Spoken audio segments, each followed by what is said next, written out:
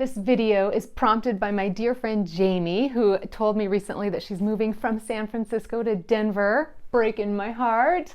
And she asked me for a couple of tips of how to making new friends and staying in touch with some of the friends as she moves to this new area. And I thought that's a great video topic in case anybody else out there has a move coming up or has recently moved. So here's a couple of tips. I want to start with two kind of guiding principles, if you will. The first one is just be super gentle on yourself, obviously. We're going to get a little more practical here in a minute, but just start off by setting expectations of loving yourself very generously during this time. I was told years and years and years ago that the amount of stress that goes into our body during a move across town, so that's if everything else in your life stays the same, job and relationships and all that stuff. So we're just talking a move. It takes your body 6 to 12 months to recover from the stress, the toxins that go into a move. Isn't that crazy? You think about how many decisions you have to make of, do I keep the toilet plunger or buy a new one? And what do I give away? And what do I sell? And how do I get rid of this stuff? And what size of boxes do I need? And I mean, you just think of all the decisions that come with a move, right? Talk about exhaustion. Talk about like judgment being overused. And then you think about all the new things you have to get familiar with in your new place, right? So it's not just figuring out which drawer to put something in. It's also figuring out like your new route to work and how long it takes to get to the grocery store and where's the closest ATM and what restaurants are good and what's at those restaurants.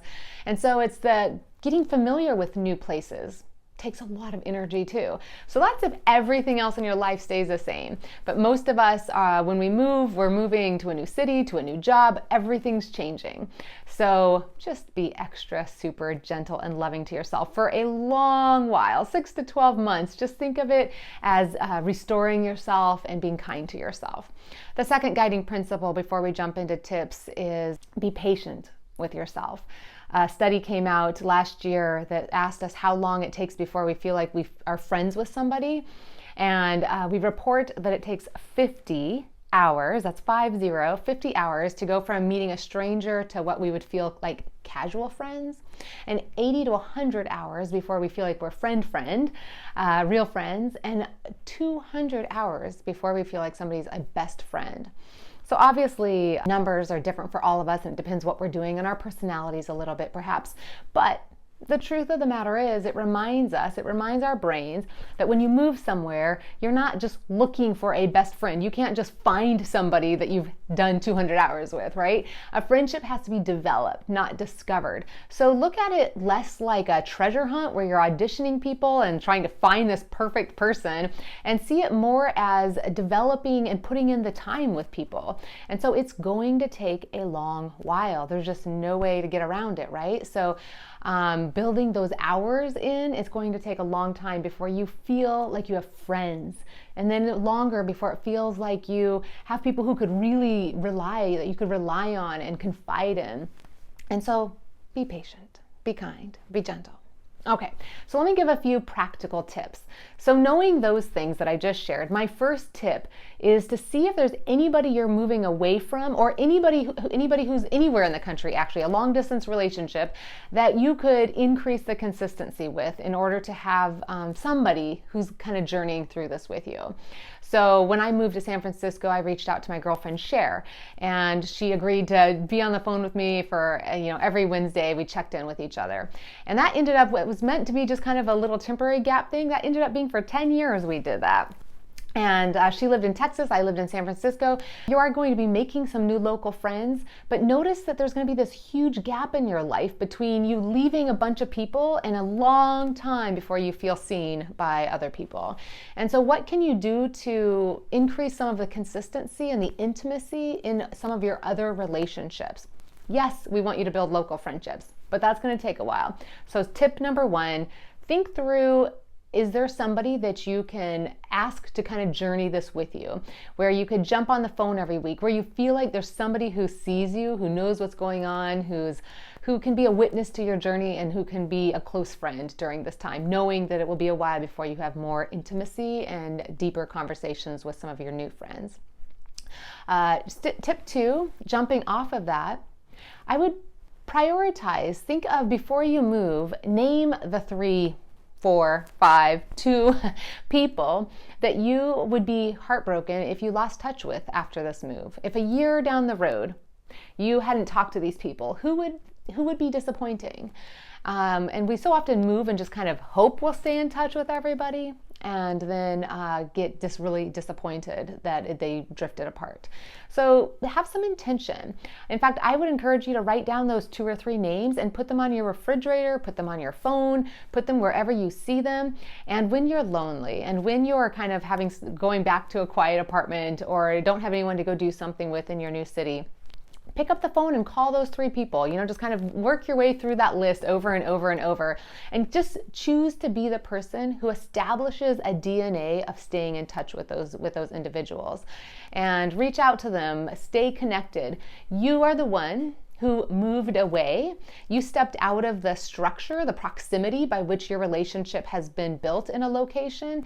And so I invite you to be the one to take out of self-interest, be the one who helps rebuild a new structure, a new system, a new pattern for those friendships. Don't treat this like some test of these people to see how much they care about you or if they think of you. Don't take it personally. They still have their very busy lives going on. Do this for yourself. Take responsibility and help give these friendships a practice of reaching out to each other and of calling each other. And so just choose ahead of time.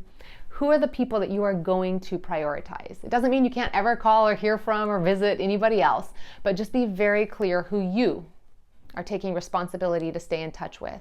There's apps, there's words with friends that can just you can play games back and forth on different time zones. There's texting, there's make sure you're on social media, but pick up the phone too. All right, tip number 3. If it were me doing it all over again, I would plan a face-to-face with a girlfriend 3 months after my move or before. Think ahead of time. I need something to look forward to, right?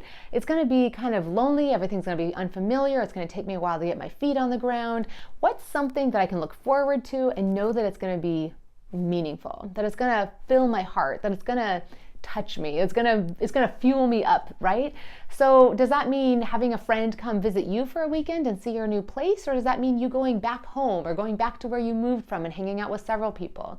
But think ahead of time and just try to picture what would be the thing that I would look forward to during those 2 or 3 months where I know that I have something coming, where I know that I've got reconnection in my life, and plan it now. Just put it in the calendar. And maybe you need to even, if you've got the ability to even make that ticket purchase, even if it's for your friend, just find a good deal and be like, I'm flying you to come see me, right? So do that for yourself. Invest in your own heart. It's lonely when we move. It's really lonely. So my first 3 tips here, you'll notice, are all about what you can do to make sure you're protecting the intimacy you've already built. You've probably already put those, quote, 200 hours in with some people. Don't make the mistake of going and just starting all over. It will take too long. You will have this huge gap in your life where you're not feeling seen in safe and supportive ways. So do what you need to do to carry some of these relationships into your next life. Okay, then as we get to the new place, just gonna give 2 little tips here. It's probably a whole nother topic on just how to make friends in a new area, but just 2 thoughts that I wanted to say when you're kind of landing in the new place is you're only new once in that location, right? So it's actually way easier to knock on a neighbor's door with nothing, with flowers, with a bottle of wine, with cookies, it doesn't matter. It's easier to knock on a couple neighbors' doors when you first move in and say, hey, I'm new, I just wanted to come introduce myself, than it is 6 months later, right? It's easier to post something on Facebook and say, I just moved to this area. If anyone has any friends here, I would love to meet your friends. It's easier when you're new than 2 years later. Anything you just be brave. Recognize that the things that you can do initially are going to be easier than they will be down the road. And don't wait until you're down the road and surprised that you still haven't made those friends. Kind of make a decision now. What's my game plan? What are a few things that I can do, that I can reach out to, that I can kind of immediately in the life that I'm moving to, what can I do to be brave? And maybe you know a few people, or maybe you're starting a new job and you can just kind of say, I'm going to bravely invite some coworkers over for dinner one night and say, I'm new, but I'd love to host you. And, just be brave. It's easier. People love it. They admire it. They have empathy for that. So take advantage of it. And then in addition to the be brave, I would just say find places where you can be familiar. Consistency. I talk about consistency all the time because it is the bedrock of relationships. And when we think about those 200 hours that you might be trying to put in eventually with some people, it's going to be way easier to do that when you're both already attending something than to have to keep inviting and scheduling and organizing those, quote, 200 hours. So where do you want to be doing consistently? And join something that's already consistent. Be familiar somewhere. So is that a religious community? Is that at your kid's school? Is that at work? Is there an association you can join? Is there a mastermind? Is there a networking? Is there a meetup? Is there a book club?